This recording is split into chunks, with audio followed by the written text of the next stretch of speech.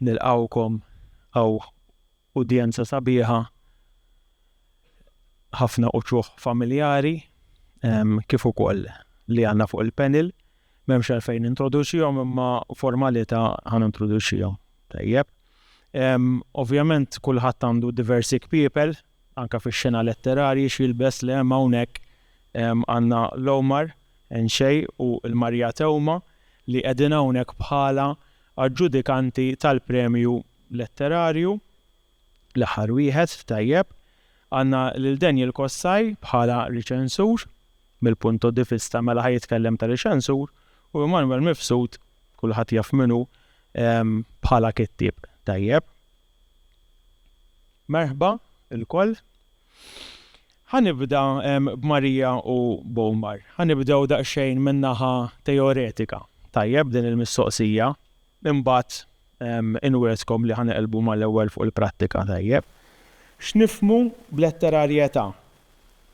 Liema huma l-kwalitajiet qed jaħdem li jiddefinixxuha mela ħanitkellmu fuq il-letterarjetà. Tajjeb. U jekk fil-fema tagħkom dawn il-kwalitajiet humiex riflessi fil-kriterji li ħdimtu bihom waqt il-proċess tal-aġġudikazzjoni tal-premju. Sewwa? Mela kieku kellna nispjegaw anke min mhuwiex fil-qasam letterarju, kif nispjegawha bi kliem sempliċi forsi? Jistama' tittixek kif nitkellem. Jistama' ijjar. Tajjeb. Nibdejna. Tajjeb, ħanibdejna. Ovvjament se nitkellem, grazzi tal-istedina, grazzi tal-introduzzjoni. Ħanitkellem daqsxejn fuq daw id-definizzjonijiet dejjem fil-parametru ta' xogħol li għamilna reċentament. Meta intażilna biex nipparteċipaw f'dan l-eżerċizzju, ingħatajna numru ta' kriterji u hemmhekk waqt li jiena kont qed nara, waqt li aħna konna qegħdin naraw dawk il-kriterji, hemmhekk ħarġet id-definizzjoni ta' x'inhu letterarju għal dan il-proġett, għal dan l-eżerċizzju. Jiġifieri aħna konna se ningħataw ħodba biex naqrawhom f'kategoriji differenti, jiġifieri fil-kategorija ta' romanz, fil-kategorija ta' novelli, fil-kategorija ta' poeżija, pereżempju, eċċetera. U hemmhekk f'kull kategorija hemm dak li jiddefinixxi dak li hu letterarju. U allura aħna illimitajna id-definizzjoni ta' dak li hu letterarju għal dik l-istruttura u dawk il-kriterji, ovvjament. Però jiena fl-opinjoni tiegħi, jiġifieri bħala membru ta' dan it-tim, ħassejt li dawk il-kriterji jirriflettu tajjeb ħafna x'in il-letteratura u x'inhu letterarju. Ġifieri, jekk qegħdin inħarsu lejn romanz, qed inħarsu lejn aspetti differenti tar-romanz, qed inħarsu lejn kif inkiteb, il-Malti kif qed il-lingwa, mhux il-Malti biss, il-lingwa kif qed tintuża l-istruttura tiegħu, pereżempju, il-metafora kif qed jiżviluppa il-karatteri tiegħu, il-protagonisti, dialogu, jekk qed iġib pereżempju innovazzjoni fil-ġeneru ta' romanz, pereżempju, jew fin-novelli jekk aħna qegħdin naraw pereżempju innovazzjoni, jekk hux qed naraw il-leħen tal-kittieba joħroġ sew, pereżempju, jekk il-lingwi hix adatta, jekk ir-ritmu hix adatt, jiġifieri kien hemm numru ta' kriterji li jiena fl-opinjoni tiegħi jirriflettu ħafna il-mod ta' kif jiena naqra bil-għan li napprezza li xogħol letterarju anke barra dal-eżerċizzju ġifieri.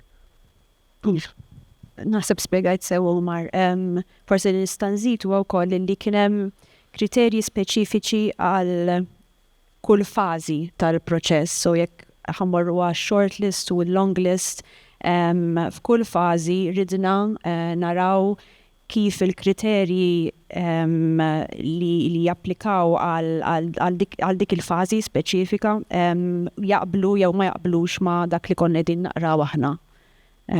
So, dik ukoll. Grazzi. Daniel u Manuel tistgħu iżidu anke bħala riċensur inti meta tikkummenta kemm importanti għalik illi tara bejn xogħol letterarju u xogħol li forsi għandu inqas letterarjetà. Jiena ovvjament mill-perspettiva ta' reċensjoni hija kemm xejn differenti minn perspettiva meta tiġi biex taġġudika għall premju. Fis-sens li l-ktieb trid jittieħdu għalli ju fil-kuntest li ju, jiġifieri jekk kan iddistingu aħna bejn kodba letterarji u kodba forsi iktar kummerċjali, jekk inti qed tirreċensa ktieb kummerċjali, titlaq mill-ewwel minn dak il-punt illi taf li qed tirreċensa ktieb kummerċjali.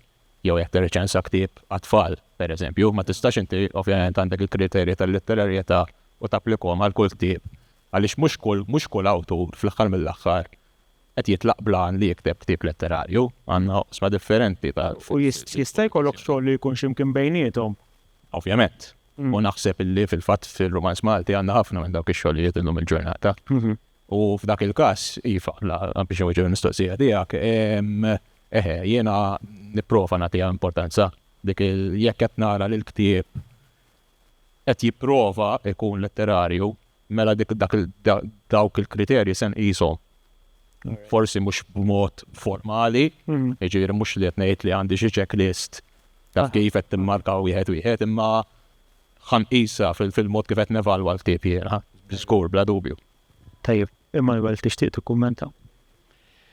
Jiena insib problema nwieġeb mistoqsija bħal din għaliex naturalment hemm teoriji differenti ta' x'inhija letterarjetà, differenti, konfliġġenti, u mhux l-kemm tgħid b'letterarjetà qed nifhmu ma nimmaġinax li hemm formula u li għandna napplikawha u nqisuha bħala Vanġelu. Jiġri dik hija waħda mill-problemi l-kbar kif nara jiena l-inqas fejn jidħol l-aġġudikazzjoni ta' kwalunkwe xogħol letterarju mhux ir-romanz biss, aħna ovvjament qed nitkellmu fuq ir-romanz Malti skont it-titlu ta' din il-serata. X'inhu li jagħmel xogħol letterarju? X'jaħsbu l-akkademiċi? X'jaħsbu n-nies illi qegħdin jinxtru u jikkonsmaw il-letteratura? Għax jekk nagħmlu l-paragun nibdew nindunaw illi il-beħ tal-kodba ma jikkoinċidix ma' ħafna prinċipi illi nħadmu meta niġu biex naġġudikaw bħalma kellhom jagħmlu Omar u Marija u nies oħrajn fi premju letterarju. Ma naħsibx illi ir-reviewers bħal Daniel se jkollu wkoll l-istess prinċipi. Jiġifieri jekk inħarsu lejn x'inhuma il-kodba li qed jinbiegħu, nindunaw li hemm avarija kbira bej dak li qed jinbih u jinxtaraw u allura qed jiġi konsumat u dak li qed jiġi ippremjat u dak li qed jiġi promoss anka fil-klassijiet tal-università, eċetera, eċetera. Per eżempju, jekk tara nieħdu dil-fiera stess, jekk toqgħod tinnota li huma l-stands li l-aktar li qegħdin speċi imorru tajjeb, jien naħseb li huma ċerti tip ta' kodba li qegħdin jinxtraw u jinbijaw, mhux qed ngħid li huma biss, imma qed jinbijaw aktar minn kodba oħrajn. U allura meta niġi biex nitkellmu fuq il-letterarjetà, nibda naħseb li dan huwa terminu li jgħod tal-akkademiċi. Li għandhom prinċipi u ovvjament aqqasuma mhux se jaqblu bejniethom, imma li forsi hemm kunsens aktar mill-liftejn ta' x'tista' tkun il-letterarjetà. Ma meta mbagħad niftħu iktar ix-xibka, nibdew nindunaw li isma' il-letterarjetà skont min eżattament. U hemmhekk nibdew niltaqgħu ma' ħafna problemi mbagħad. Eżattament. Nistama, tajjeb. Fil-fatt ġifieri żad naqbel ħafna ma' dak li qed jgħid Manuel ovvjament, u għalhekk speċi ta' fil-bidu provajt nenfasizza daqsxejn il-fatt li speċi konna qegħdin naħdmu fi struttura u allura speċi provajna nismu id-definizzjoni ta' letteratura skont dawk il-kriterji provajna nfittxu dak li hu letterarju skont il-kriterji illi ġifieri biex nagħti analogija forsi għal biex nagħmel iktar tiftija b'mod iktar ċar, jiġifieri hemm ħafna tipi ta' ġiri. Pero jekk ħad tidħol f'kompetizzjoni ta' maratona, pereżempju, hemmhekk dak il-ġiri ħajjiġi definit bil-parametri ta' maratona. Allura tiġri b'ċertu mod u tasal f'ċertu tul u tagħmel ċertu tul, eċċetera. U naħseb illi meta rajna l-kriterji, speċi hemm parti mill-kriterji li ħallu spazju għal qarrejja, Ġifiri x'taħseb inti mbagħad, ġifiri hemm numru ta' marki illi tihom inti abbażi ta' x'taħseb inti fuq ix-xogħol, però hemm dejjem dak. Mbagħad hemm dejjem ġifiri l-letterarjetà skont il-premju nnifsu, ġifiri dawk il-kotba li ġew qabel li jingħataw il-premju qabel illi anke huma jiddefinixxu x'inhu letterarju. Ġifiri r-rebbieħa ta' qabel pereżempju naħseb illi speċi ta' joħolqu l-istandard. Le? Ġifiri jekk dak l-istandard ma jintlaħaqx f'sena minnhom speċi ta' ma nħossi li għandu jingħata premju li tissejjaħ letteratura tajba, sempliċement għax hemm dawk it-titli biss pereżempju jew speċi ta' naslu semmek dik is-sena pereżempju. Aħna ħassejna però li l-kriterji kienu interessanti, kienu mifruxin, kienu miftuħin, ġifiri dana ma kienx hemm 3 kriterji biss, kien hemm ħafna kriterji, ġifiri hemm ħafna postijiet fejn tista' tieħu l-punti u ġifiri l-letteratura hija skont il-konkors, il-letteratura hija id-definizzjoni hija mifruxa ħafna. Mhijiex ġifiri definizzjoni restrittiva, però hija definizzjoni miftuħa tal-letteratura. Ġifiri hemm ħafna kriterji, mhux wieħed biss.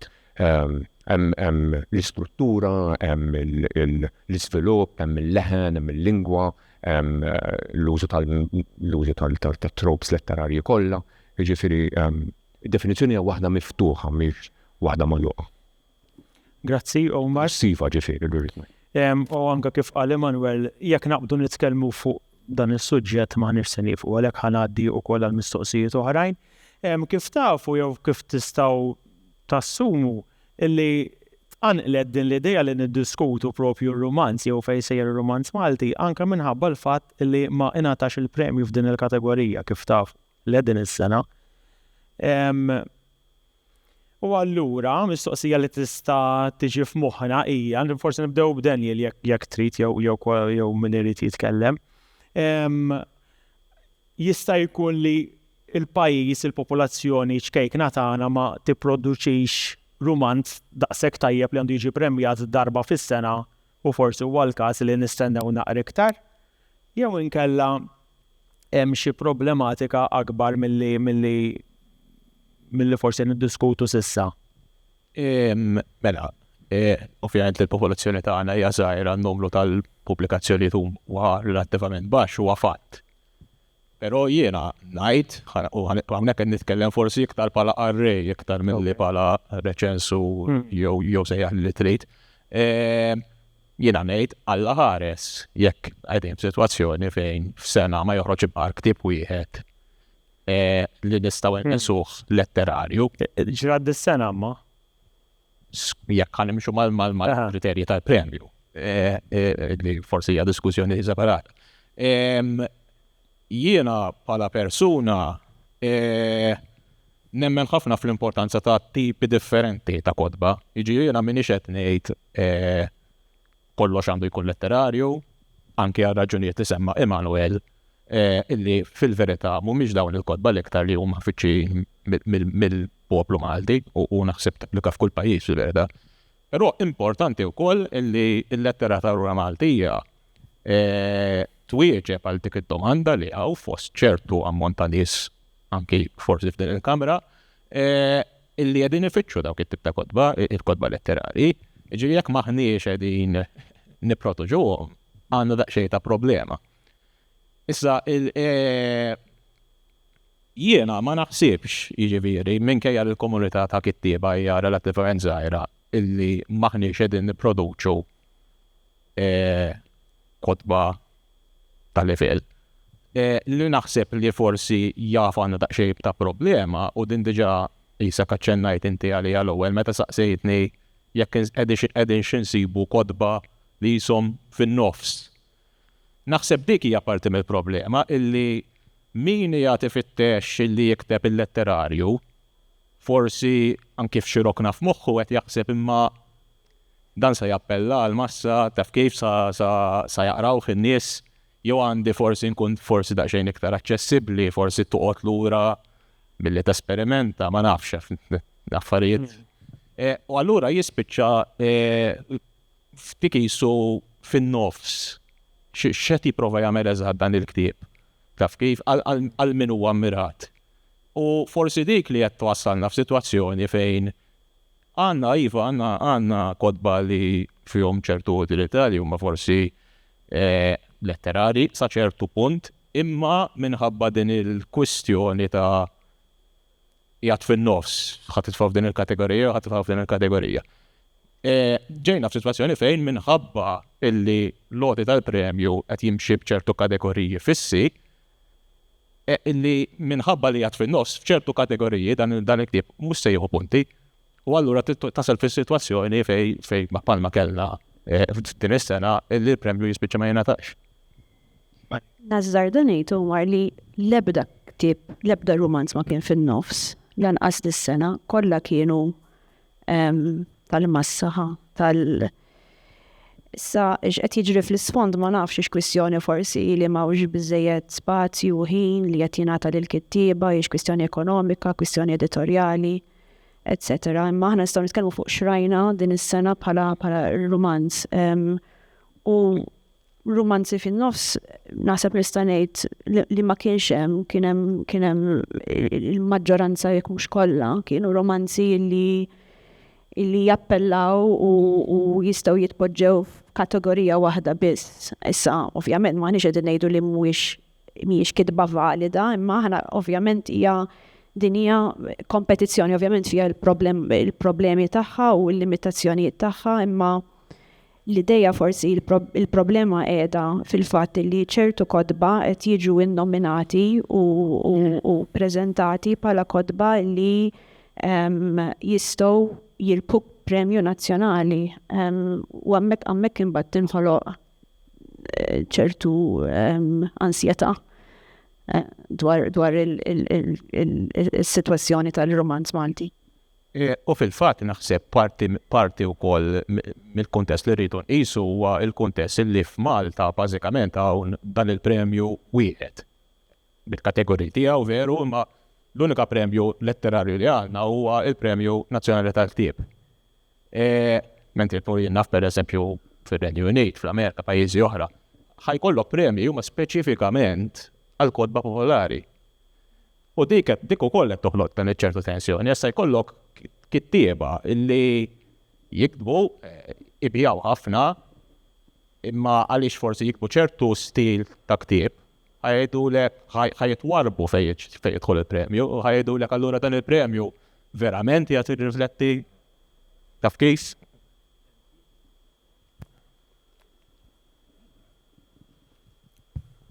Jiena naħseb il-għaliex dak li ġara din is-sena kien sorpriża għal kulħadd. U dak jfisser li aħna ma konniex imdorrijin li l-premju tal-romanz ma jingħatax,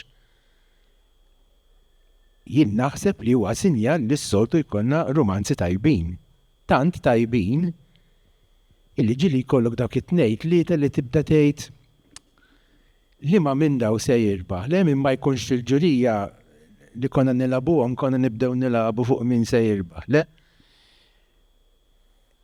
U dak huwa sinjal, il-fatt li dis-sena kulħadd qal li Marja Santis ma ħadd ma rebħu sinjal li s-sorpriża stess hija sinjal ta' kemm is-soltu ikollna romanzi tajbin. Jiena nixtieq nagħmel kumment żgħir, jiena m'iniex bniedem magħruf għall-ottimizmu tiegħi, però jien m'għandi ebda biża' minn fejn sejjer ir-romanz Malti. Jien naħseb anzi li qed isiru ħafna affarijiet interessantissimi fejn tidħol il-proża Maltija ħafna. Ma rridx noqgħod ngħid aktar minn qatt qabel għax huwa diskors frivolu, ma jien nara li dan huwa żmien eċitanti ħafna. Jien pereżempju għandi kors l-Università ta' letteratura kontemporanja, jien għandi il-problema tiegħi hija x'se neskludi, mhux se ninkludi. Jiġri m'għandi ebda sentiment ta' il-listrina, dan l-ewwel sinjal ta' mument vera ikraħ fl-istorja letterarja tagħna. Ċiri dis-sena ġara dak li ġara vera, u tant joħorġu xogħlijiet tajbin li kulħadd issorprenda ruħu għax m'aħniex imdorrin biha dil-biċċa tax-xogħol. U mill-affett li qed nara, mill-kodba li qed nara, is-sena d-dieħla naħseb se jkollhom problema bil-maqlub l-ġudikat. biex forsi nżid ma dak li qegħdin jgħidu sħabi hawnhekk l-ewwel li qalet Marija. Din is-sena fil-fatt jiġifieri din is-sena anke jiena meta waslu l-kodba ġifieri sorprendejt ruħi għaliex indunajt issa ħanitkellem b'mod vera ġenerali u miftuħ hawnhekk mhux ħanitkellem fuq titli u kodba speċifiċi ġifieri però innutajt ejja ngħidulu trend pereżempju f'dawn il-kodba ovvjament jiġifieri jeżistu kodba li l-udjenza target tagħhom hija udjenza ħafna kbar li jinbijaw lil ħafna nies li jinqraw miktubin skont mudell pereżempju u miktubin b'mod veru maġġel m'hemmx xogħol editorjali fuqhom meta taqrom ġifieri tinduna li fil-fatt hemm affarijiet illi dawn laqqas mhux ma rridx nakkuża li ma nqrawx, però naħseb aħna konna l-ewwel nies li qrajnihom vera mill-viċin ġifieri għax tibda tinnota ċertu affarijiet illi ħarbu lajn ta' min qrom jew min suppost qrom pereżempju jien naf tmur villeġġatura ġo xi raħal pereżempju fiċ-ċentru ta' Malta jew tmur villeġġatura pereżempju għal 6 xhur daw affarijiet li ma kinux ħajaħarbu lil editur veru rigorus jew rigoruża. Ġifieri kien hemm dawn l-affarijiet ħassejt illi din il-kitba saret bil-ħeffa saret bl-aġla pereżempju ħafna minnhom u però notajna ħaġa waħda li pereżempju ħafna minnhom ishom miktubin biex isiru teledrammi biex isiru series tat-television, jiġifieri ħafna minn din il-kitba hija miktuba biex tiġi adattata għat-televiżjoni jew ġifieri ħassejna li kien hemm ħafna minn dak it-tip ta' kitba u ovvjament il-kriterji tagħna jisfurzawna li nfittxu tip ta' kitba kompletament differenti.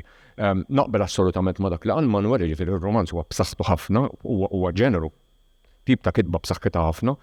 Is-sena ta' qabel kien hemm żewġ romanzi b'saħħithom ħafna, kien hemm Marta u kien hemm Sajf, l-istandard huwa ovvjament u l-immens. Din is-sena ġifieri għadu kif ħareġ ktieb issa qiegħed naqrah bħalissa nibu pjaċir immensament naqrah, vuċi vera friska, vera ġdida, qed naraw approach għal-romanz li hu vera dal-approach antropoloġiku għal-romanz li hu vera sabiħ. Qed naraw pereżempju nafu illi hemm romanzi li qegħdin jinkitbu bħalissa rajna biċċiet minnhom pereżempju f'Afro Confuso, rajna siltiet minnhom u nafu fejn sejjer ir-romanz għax qed naraw ġifieri pereżempju ir-romanz storiku biex nitkellem fuq ir-romanz storiku.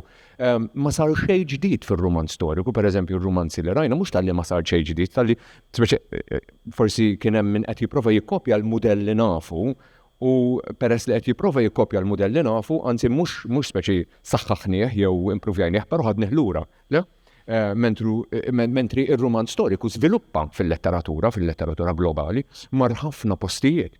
Però ħassejna l-romanzi li rajna, pereżempju r-romanzi ta' ġeneru storiku, hawnhekk għajna mhux tal-li bqajna fejn konna tal-li regressajna daqsxejn, bħal morna daqsxejn lura ħassejt.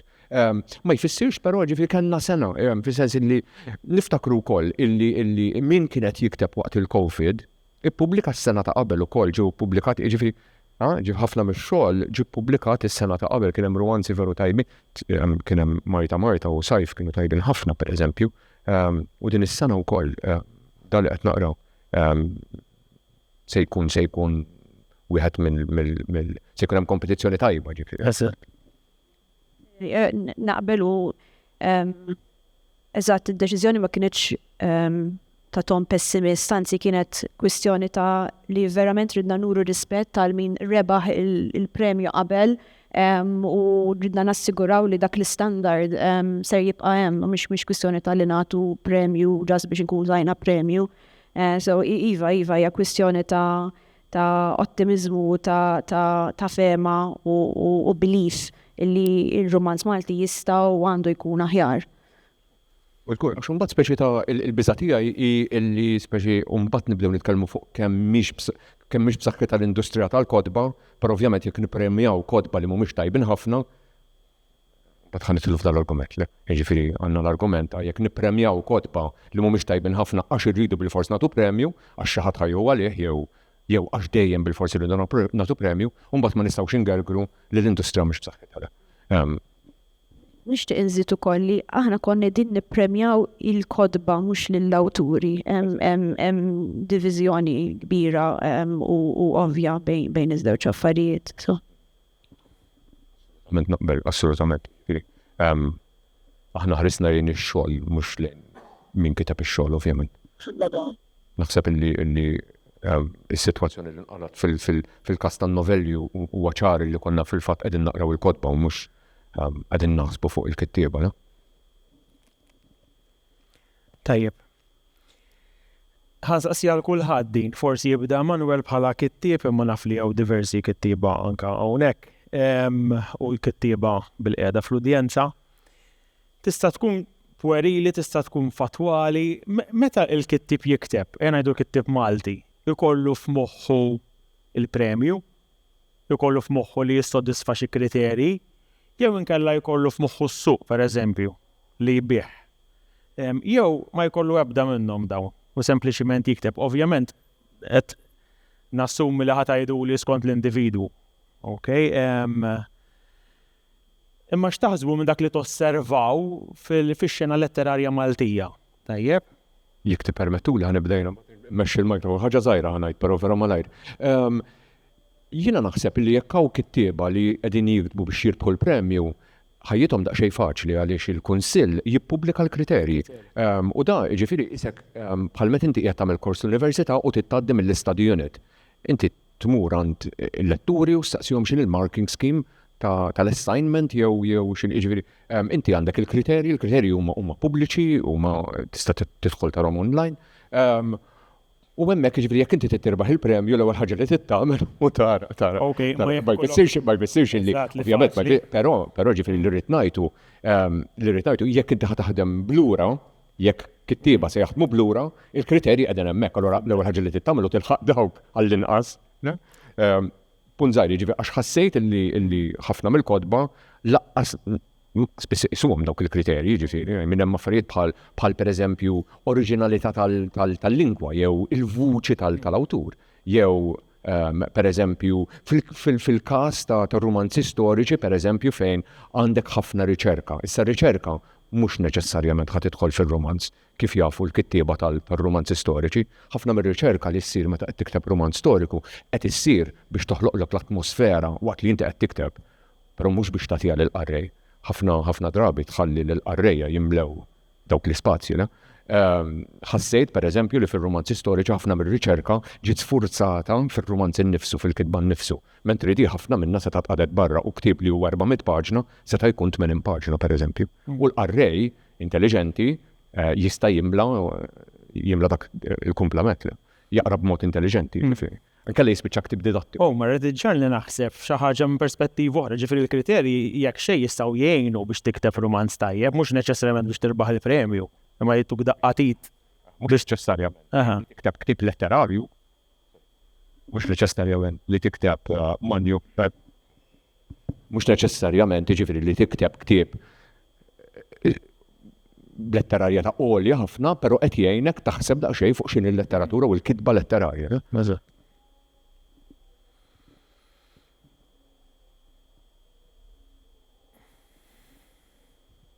Il-mistoqsija kienet għalfej jikbu l-kittiba u xek. Ma nafxu. Le, fil-sens. In ġenerali. Per eżempju, jina biex nkun verament onest ma'kom, issa sirt naf li hemm il-kriterji pubblikati, ġifieri ma li rrid ngħid huwa ma nafx, ma nimmaġinax li ħajkun hemm jgħid is-sena d-dieħla rrid nirbaħ il-premju ħaj nikteb romanz, ġifieri ma nafx ma. Li naħseb jien huwa li jiena dejjem jispirani l-essej ta' Orwell. Il-raġuni numru qed qala jikteb huwa huwa vanituż. Ġifieri hemm l-element ta' vanità li jiena ngħid dak tibtu jien. Le? U hemm ismi stampat fuq u l-idea romantika li xi darba mmutu jibqgħu jitkellmu fuq. Ġifieri hemm dak l-element. U mbagħad hemm elementi oħrajn, jien naf jekk inti għandek ċerti prinċipji, jekk inti għandek ċerti idejat, għandek ideoloġija u x'naf jien. Imma l-ewwel waħda naħseb li hemm l-element ta' vanità li inti il-fatt li inti temmen illi x-xogħol tiegħek mistħoq li jiġi moqri. Diġà hemm element ta' vanità fiha dik anqas kif nara jien sewwa, imma biex nirbaħ il-premju. Issa kif qed tgħid inti wieħed kull wieħed imur iħares lejn il-website. ma naħsebx, ma naf il-ħadd li qatt xi darba esprima mi. U t-tieni parti tal-mistoqsija, tikteb biex mhux fil-kastija, ta' fl-awturi, tikteb biex tinbih. Tikteb xi ħaġa li toġob ħalli timxi. Ħanejlek jiena min jgħid li jiena kuntent li l-ktib tiegħi ma nbieħx ikun qed jikdeb. Mhux ovvju li kulħadd irid l-ktib tiegħu jew dak li jkun għamel jinbih. Hawn xi pittur li pitter u ma jieħux gost li l-pittura tiegħu inxtrat. Mhux għalhekk meta tmur fl-exhibitions tara l-pitturi kollha u kollu ma for sale u bil-prezz taħtom. Għax inti taf illi jekk il-ktib se jinbih ifisser li se jinqara. Imbagħad dik tikkundizzjona l-kwalità letterarja. Jien naħseb jekk inti kittib tajjeb, kittib tajjeb.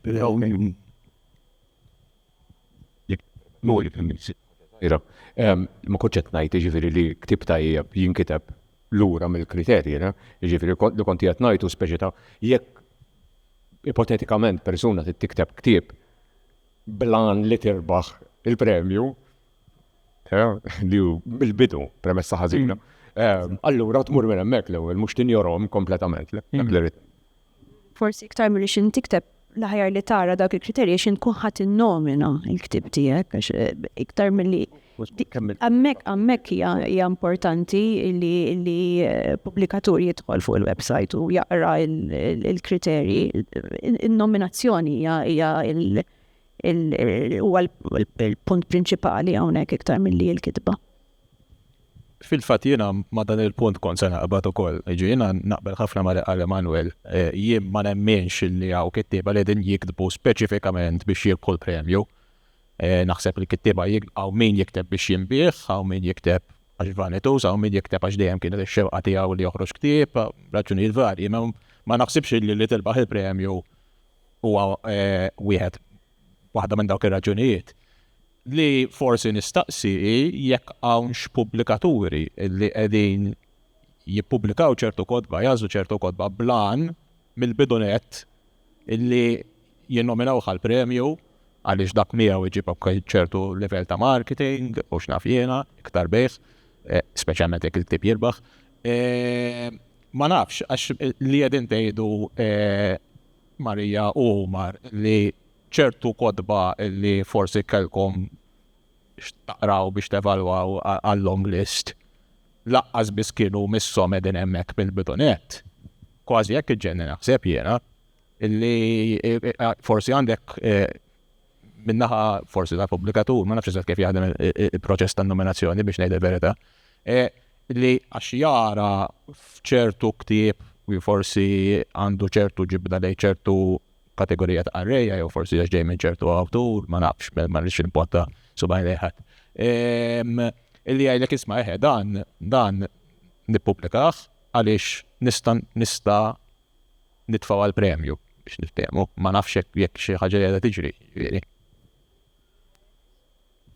Kwistjoni ta' in-nies fid-dinja tal-istampar u tal-pubblikazzjoni kemm huma konxi ta' x'inhi l-letteratura u x'inhuma l-ġeneri u x'huwa validu għal ċertu tip ta' udjenza u x'mhux validu għal udjenza oħra. Naħseb hija kwistjoni iktar ta' sistematika forsi mhix il-problema tal-kittib per se as-such, imma hija kwistjoni sistematika ta' kif tal-approċċ tagħna lejn id-dinja tal-pubblikazzjoni u tal-kitba. U naħseb fil-każ ta' din is-sena dejjem dik hija l-esperjenza tiegħi. Però jekk pubblikatur qed jippreżenta l-ktieb, nimmaġina li speċi ta' jekk inti qed tikkompeti r-regoli tal-kompetizzjoni suppost tafhom le.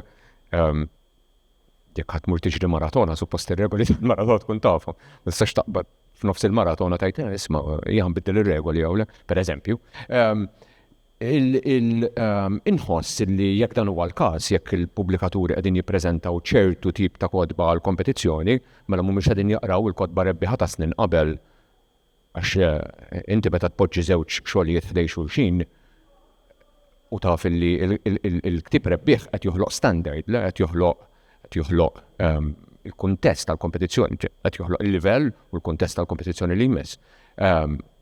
Naħseb illi f'dan il-każ ġew preżentati kotba illi huma eligibbli għabbażi tal-ISBN u d-data tal-pubblikazzjoni u l-oriġinalità. Jiġifieri 80% oriġinalità, id-data tal-pubblikazzjoni li kienet fil-każ tal-premju li għadda l-2023 u ISBN Malti. Naħseb fuq dik il-bażi ġew preżentati l-kotba l-long list u mhux fuq bażi ta' il-pubblikatur jemmen illi għandhom xi sustanza letterarja u allura potenzjalment jistgħu jkunu rebbieħa. Fuq il-kwissjoni tal-beħ rid ngħid kelma oħra żgħira. Jien m'għandix naħodha bi kbira li l-pubblikatur moħħu fil-beħ dan il-ħobża tiegħu. Ġifieri da jbieħ irid. U għalhekk għandek pubblikaturi li lesti jippubblikawlek tipi varji ta' kodba x'daw iridu jagħmlu l-flus. U lesti li jippubblikaw ċerti tipi ta' kodba li jafu li se jdaħlu somma ta' flus minnha biex ikun jistgħu jiffinanzjaw kodba oħrajn li jafu li se jagħmlu telf minnhom. Jiġifieri il-kwistjoni tal-beħ hija sine qua non, ma jistax ikun. Aħna l-kittiba l-inqas aħna u Malta, il-maġġoranza assoluta tagħna il-ħobż ta' kuljum ma tittebentix mill-kodba għax maħniex kittiba full-time. Jiġifieri lesti nkunu vanitużi aktar milli moħħna fil-flus, imma l-pubblikatur ma nistgħux nintuħ tort li xogħlu u l-ħsieb tiegħu kif se dal-ktieb imexxi u kif se jqallalu l-flus. Omer, ixħarġu Le naqbel assolutament, jiġifieri naħseb illi l-long list ma naħsebx li għandha tinbidel, naħseb illi l-proċedura jiġifieri dawk il-kodba li jaslu għal-long list naħseb illi naf illi hemm skejjel diversi ta' ħsieb, jiġifieri hemm min jgħid illi diġà qabel il-long list ċertu kodba mhux suppost jaslu sal-long list le. Mbagħad hemm skola ta' ħsieb oħra li tgħid illi l-long list għandha tkun inklusiva kemm jista' jkun u mbagħad l-eżerċizzju rigorus isir bejn il-long list u short list. Jiġifieri hemm skejjel differenti ta' ħsieb hawnhekk. Sir kompli. Le, nista' nikkonkludi. Dejjem tixtieq titkellem. Okay. Mistoqsija tal-aħħar u mbagħad nħalli f'idejkom għax naf li jkun hawn min jixtieq jagħmel xi intervent. Nallaċċa naħseb ma' dak li qalet Marija. Is-sistema għandna sistema difettuża fejn jidħol ir-rwol tal-editur pereżempju. Fejn tidħol l-edukazzjoni letterarja ħansejħilha hekk tal-kittieba nfushom. Pereżempju l-bieraħ hawnhekk ġo din l-istess sala forsi kien hawn min kien preżenti kellna nofstanhar kors vera sabiħ fuq kif tikteb ir-romanz. Tajjeb, ir-romanziera Maltin jinteressom illi jedukaw irwieħhom fuq il-kitba tar-romanz jew hija xi ħaġa li jħossu l-ispirazzjoni u jikdbu mingħajr ma jkollhom din l-edukazzjoni formali ħansejħilha hekk. Qed tifhem dik mistoqsija fuq il-kittieba u fuq l-edituri illi kif tafu daqsi għandhom rwol essenzjali ma' xi drabi u anka induna li u Marija ndunaw illi qas kienu preżenti fil-proċess. X'taħsbu? Jien personalment naqbel ma' Manuel li għandna futur sabiħ romanz Malti imma nistgħu ntejbu f'daw l-aspetti evidenti Daniel jekk trid. Jiena inħossa daqsxejn ukoll fil-qari tiegħi anke kemm biex nirreċensaw kemm bħala qari ġenerali illi kultant jinħass ħafna dan in-nuqqas ta' mhux ħanejt nuqqas imma forsi li mhux qed isir editjar biżżejjed bir-reqqa. Mhux qed ngħid biss għal affarijiet bħalma kienet isemmihom qabel imma anke affarijiet iktar fuq livell ta' narrattiva, ta' storja u x'inhu. Li kultant inħoss li ċertu affarijiet ma jaħdmux. Li forsi editur kien imissu ġibet l-attenzjoni tal-awtur, taf kif? Minna l-marrit waħħal fl-awtur, fl-editur biss, ovvjament, imma tibda tgħid dawn kif waslu sal-istadju finali, qegħdin kważi f'sitwazzjoni fejn u iva kollox jgħaddi. Rridu naħseb tajba nżommu f'moħħna li manuskritt qatt ma se jkun perfett mill-bitunett. Jiġifieri din hija xi ħaġa kważi impossibbli. Jiġifieri bil-fors ħajkun hemm affarijiet li jridu jinbidlu, affarijiet li jridu jitwarbu, forsi jkollok jinnaf kapitlu dom xahar tiktbu u fl-aħħar tgħid isma' da ħajkolli narmih mhux se jkun fil-verżjoni finali. U naħseb l-awturi jridu jkunu miftuħin għal dik l-eventwalità. Minix qed ngħid li mhumiex, imma hija pass importanti biex ir-romanz Malti fejn hu tajjeb, ovvjament kellna tajjeb, imma ikompli dejjem il-level tiegħu jora iżjed. Min iris minnkom. Naqbel perfettament. U din il-ħaġa hija ovvja ħafna għax isemmuha wkoll mela aħna konna fil-ġurja tal-letteratura, hemm kategoriji oħra, pereżempju tar-riċerka, nistema'. L-aġġudikaturi tar-riċerka iħossuha din li peress li riċerka ġeneralment tkun miktuba u ppubblikata minn akkademiċi, eccetera, is-sens ta' peer reviewing, is-sens ta' li x-xogħol tiegħek ġie moqri minn ħaddieħor u li kien hemm reviżjoni editjar, kien hemm ċertu opinjoni li forsi ġiet maqsuma bejn l-imħuħ. Il-prodott finali jkun jinħass li huwa iktar mirqum. Dik hija xi ħaġa li hija kemm xejn nieqsa fil-letteratura, għax forsi aktar il-kittib Malti huwa forsi iktar iżolat. Issa ma nafx jekk mhuwiex lest li jiftaħ il-kitba tiegħu għal qari minn kittieb oħra u edituri oħra jew għax jagħżil xi jkun hekk, jew għax m'għandux għażla oħra. Jiġifieri hija kwistjoni ekonomika wkoll ikollok x'editur jew le. U hija ħasra, hija verament ħasra għax foqsma oħra tal-kitba Maltija din il-ħaġa ssir, hija evidenti li hemm kittieba li qegħdin jaqsmu xogħolhom u qegħdin jiftħu il-kitba tagħhom għal opinjonijiet differenti. Fil-romanz għax fuq ir-romanz qegħdin nitkellmu tinħass ħafna ċertu lingwa forsi daqsxejn barokka mhix ekonomika biżżejjed, kliem li sata li mhux suppostijiet hija issir frustranti, hemm ċertu il-qari tar-romanz Malti at least f'dan li fl-esperjenzajna aħna, l-esperjenza tagħna kienet waħda ta' frustrazzjoni naħseb għax hija taqra kapitlu u tgħid dan sata ma kienx hemm hija ovvja. Naqbel assolutament ħafna materjali ġifiri li u naqbel ġifiri ma nafx eżattament jekk in-nuqqas ta' edituri u x'qiegħed hemm għaliex speċi minn ħajħallasom. Għax hemm dejjem dik il-problema smej minn ħajħallas editur għal xogħol. Però hemm bżonn l-editorji, hemm bżonna ħafna għaliex għall-ekonomija tal-kitba, għal ċertu affarijiet li forsi l-kittieb li qed jaħdem, il-kittiba li qegħdin jaħdmu f'iżolament qed jaħdmu mhux qed jaħdmu f'komunità, pereżempju il-braħ smajna fuq il-kitba f'komunità, ma nafx kemm dawn ir-romanziera qegħdin jaħdmu f'komunità ta' kitba pereżempju, qegħdin iħarsu lejn ix-xogħol ta' xulxin. Però jinħass illi speċi daw il-kodba nkitbu u marru immedjatament għat il-pubblikatur ġew stampati.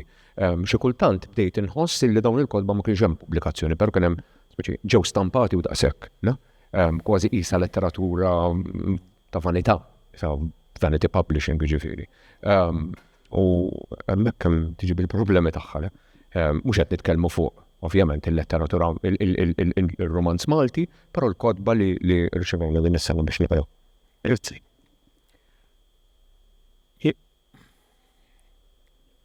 Ok, mela il-moment li ikonna xi interventi, Mark hawnhekk xtaq Iva nistgħu ngħaddulek mikrofonu.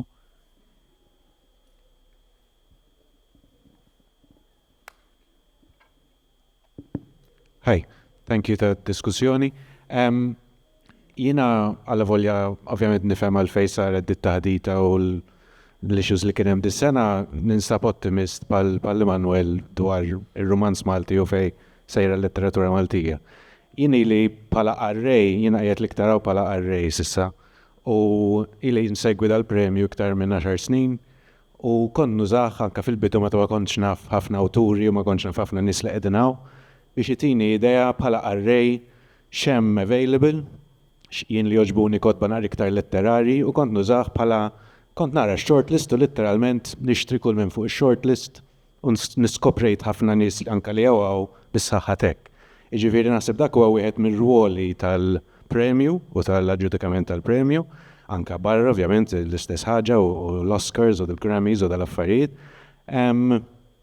U allura jiena rajt li pereżempju jien bħala array ħafna mill-awturi favoriti tiegħi kont diġà naf li fit-2023 ma ħarġu xejn.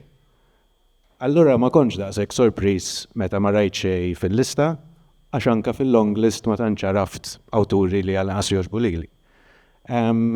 U in a way bħala konsumatur u bħala array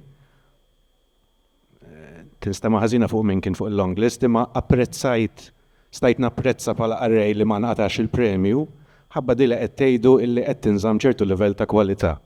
U li allura dika hija sinjal tajjeb dwar min rebaħ il-premju fil-passat.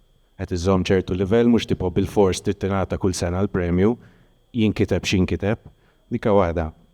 Tu fuq kumment tal-pubblikaturi kif qiegħda s-sistema Malta ma nasibx li għandna noħduha kontra l-pubblikaturi illi jissottomettu kollox. Għax is-saġġ kull ma tiswilek 4 kopji tal-ktieb, ġifieri ma jiteżwel titfaħħa għax huwa riklam ħadd tidher fuq il-long list, ħatkun fir-ritratt, ħajkun hemm il-qoxra f'dik l-spread, jiġifieri kieku jiena pubblikatur nitfa' kollox, u ma nasibx li għandna noħduha kontrihom għax fl-aħħar mill-aħħar kif qal Manuel di l-ħobża tagħhom, issa jekk ikun hemm differenza bejn submissions u long list dik diskussjoni oħra. Imma kif qiegħda bħalissa kieku jien pubblikatur anke jekk għandi ktieb li naf li huwa super kummenċjali u kiteb ta' malajr, xorta kont nissottomettiħax, ma tantx għandek x'titlef. U fuq di bad tal-kummerċjali versus letterarju, din ovvjament mhix xi ħaġa lokali biss hija kullimkien. Anka f'dil Book Festival kellna lil Horowitz li qal ma qadx jiddejjaq jgħid fuq il-palk li jisma' jekk tridu taqraw work of art, morru talk ta' Lynch. Jiena nikteb iktar affarijiet popolari. Imma kif nasibet inti huma tnejn tip ta' kitba valida u validissima u jiena biex inlesti għal dal-festival rajt il-ktib ta' Paul Lynch u rajt wieħed ta' Horowitz u tnejn oġbun immens. Imma napprezza li il-Booker għandu jingħata lil Lynch mhux lil il-crime story ta' Horowitz li probabbli oġobni ftit iktar jienu naqrah, imma letteralment apprezzajt li Prophet Song kien hawn fuq. U dan huwa l-premju letterarju, jiġifieri għandu jingħata lil il-ktieb letterarju. Issa jekk imbagħad il-qudiem hopefully Malta jkollna biżżejjed kodba u forsi biżżejjed budget illi jkun hemm xi premju għal genre fiction jew għal affarijiet iktar kummerċjali dik tkun ideali. Imma bħalissa fl-aħħar mill-aħħar il-premju tagħhom dawk il-kodba huwa diġà il-bejħ. Għax dan inti jekk tagħmel Batman il-premju tiegħek huwa l-box office, jekk tagħmel The King's Speech il-premju tiegħek huwa l-Oscar. Once in a while tiġi waħda tajba li tolqothom it-tnej, imma s-soltu għandek ġiex areas differenti u jien bħala cinema goer jogħġbuni it-tnej. Jiġifieri għandhom il-mertu tagħhom u għandna napprezzawhom it-tnej u nispera bħala array il-premju letterarju jibqa' il-premju letterarju u li provejżhom ċertu livell. Thank you. Grazzi Mark jekk importa ngħid kumment wieħed qasir. Grazzi tal-punta kollha tajbi li għamilt. Ħan ikkommenta fuq ħaġa waħda biss. Il-fatt li tisemmejt li meta rajt il-long list anke għax ma rafx ħafna ismijiet jisek ma kon sorpriż u naqbel miegħek. Imma mbagħad hemmhekk qegħdin niftħu kwistjoni oħra, diskussjoni oħra fuq l-aċċessibilità. Li il-vuċijiet ġodda, per eżempju f'Malta, li żgur li hawn vuċijiet ġodda huma tajbin, qegħdin iżibuha forsi qiebsa wis biex isibu pubblikatur anke minħabba kwistjonijiet ta' riskju, kwistjonijiet finanzjarji, jew qegħdin jaqtaw album ma nafx, jiġifieri huma mistoqsijiet m'għandix tweġiba għalihom. Imma għax sa ċertu punt hija daqsxejn inkwetanti illi għaliex ma narfux isem fuq il-lista jisna awtomatikament qegħdin ngħidu mela din is-sena daqsxejn fqira, għax ovvjament fuċi ġdida miex imkien tibda ma jfissirx li mhijiex tajba, naqbel ma li qed tajta jiġifieri, mittifhimniex li qed ngħid kontra li qed inti, imma food for thought kif ngħidu bl-Ingliż. Permetti li malajr, però is-sena ta' qabel kien hemm kittiba ġodda u kittiba stabiliti dis-sena qed naraw numru ta' kittiba ġodda, pubblikazzjoni ġodda. Ġifieri naħseb li kittiba żgħar bil-ħna ġodda, interessantissimi. Qed naraw ħafna kitba online ukoll, naraw ħafna kitba online. Issa fil-futur irridu naraw eżattament kif xirridu nagħmlu bil-kitba online. U hemm ħafna kitba online li ovvjament ta' kwalità veru għolja. Però anke pubblikazzjonijiet forma ta' kotba din is-sena, per eżempju, numru ta' romanzi li huma vera interessanti minn kittiba ġodda, kittiba żgħar, u kittiba ġodda, żgħar ġifieri ġodda fil-suq.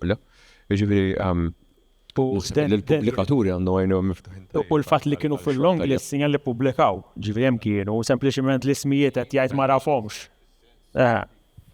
Fis-sens li rrid ngħid huwa għandna daqsxejn problema jekk il-fatt li ma narfux isem Fimtu l-punt. qisu mela maħniex sorpriżi li mhijiex m'għandux ikun hemm fimt dik li qed ngħid. Għandna interventi ieħor wara. Se nkun qasir. Naf l-importanti l-fom u l-audience u l-idea u kollox, imma il-problema tiegħi li nixtieq nkun naf għaliex m'għandniex kittieba Maltin li huma translated fil-Ingliż jew li huma bl-Ingliż iktar. Għax naħseb li issa bid-demographics tagħna u bil-iskejjel tagħna li jinsistaw ħafna fuq l-Ingliż, hemm ħafna nies li qed jitilfu l-opportunità li jaqraw il-heritage tagħna għax huma bil-Malti, għax jippreferu jaqraw bil-Ingliż. Skużani, imma l-Malti jien għixt barra ħafna snin u l-Malti tiegħi daqsxejn weak. Allura, il-connector sforz li namlu translations, jew kella li anki naċċettaw li dawk li jkbu bl-Ingliż jiġu konsiderati bħala kitba. Grazie. Tajjeb ħajwiġbuk naħseb ħatru gosbit weġib. Pardon? Tistgħu twiġbuha. Komment qasir ħafna minn naħdi, ħanejt, jiena apparti li jiena reċensur, kombinazzjoni jiena traduttur ukoll. L-ewwel qed naħseb inni f'dawn l-aħħar snin qegħdin naraw daqsxejn żieda fit-traduzzjonijiet, però punt importanti rridu ngħidu illi jiena fl-opinjoni tiegħi hija daqsxejn inutli li ktib Malti li ħareġ bil-Malti jiġi tradottu pubblikat bl-Ingliż f'Malta wkoll. Jiġifieri l-għan irid ikolli nesportawh u hemmhekk sfortunatament min-naħa tagħna ma tantx jista' jsir għax irid jiġi l-interess mill-pubblikatur barrani illi jsir jaf bil-ktieb, jixtri drittijiet tiegħu, jittraduċih, jippubblikah, eċetera. Naf li min-naħa tal-Kunsill qed isir ħafna fuq dan l-affarijiet, ovvjament dak ma nidħolx fih jien għax ma nafx id-dettall. Sorry, kien hemm ħafna kotba bl-Ingliż fil-konkors ukoll. Ġifieri min kitab bl-Ingliż, il-kotba tagħhom, il-kitiba bl-Ingliż, romanzi bl-Ingliż u novelli bl-Ingliż kienu inklużi u kienu mal-kotba bil-Malti. Ġifieri ma kienx hemm distinzjoni tal-lingwa li nkitbet fihom. Dawk il-pubblikazzjonijiet illi dawk ir-romanzi ġifieri li nkitbu fl-2023 li kellhom ISBN Malti u li kellhom il-fuq minn sa 80% oriġinalità mhux pubblikata qabel kienu inklużi u kien hemm fosthom kien hemm kotba bl-Ingliż ukoll, romanzi bl-Ingliż u novelli bl-Ingliż ukoll. Għandi l-impressjoni li f'daw l-aħħar snin mhux biss splodew il-pubblikazzjonijiet bil-Malti imma żdiedu ħafna awturi ġodda. Però ta' spiss nisimgħu dan l-ilment illi sfortunatament il-livell ta' diversi awturi ġodda, pereżempju ta' awturi oħrajn, mhux dejjem ikun ta' kwalità tajba. Taraw ċertu vantaġġ fil-fatt li fl-istess ħin żdiedu daw ħafna il-pubblikazzjonijiet bil-Malti li żdiedu l-awturi jew fiha xi żvantaġġi? Dwar livell baxx ma nafx naqbilx, jew tal-inqas qed ngħid minn dak li qrajt jiena, anzi veret inħoss li hawn effort sforz editorjali tajjeb u gwarniċ framework ta' curation u ta' editjar u ta' nies li jimportom mill-letteratura Maltija biżżejjed biex l-ħna ġodda qegħdin jieħdu ħsiebhom.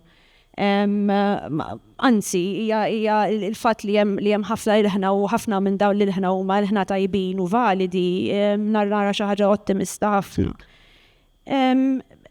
Ma nistax naħseb f'xi ħaġa negattiva li qed toħroġ minna din il-ħaġa li jekk hemmx kwalità ħażina. Verament nħoss li x-xogħol li qed jaħroġ dan l-aħħar huwa tajjeb. Naqsam l-istess sentimenti ukoll. Assolutament. Tajjeb, Adrian? Jixtaq nagħmel żewġ punti u qed minnhom fil-prattika għamiltu ħinto ma kemm ninsisti ftit fuqu. Jien m'iniex konxju li l-pubblikaturi Maltin għandhom l-edituri, jekk għandhom ħafna drabi jew ikunu edituri li jkunu qabdu il-kittiba nfushom li jkunu ħbieb tagħhom u li jagħmlu l-isforz li jaqraw ix-xogħol u jagħtu l-reazzjonijiet tagħhom u l-kittieba għax ikunu jridu jgħaddu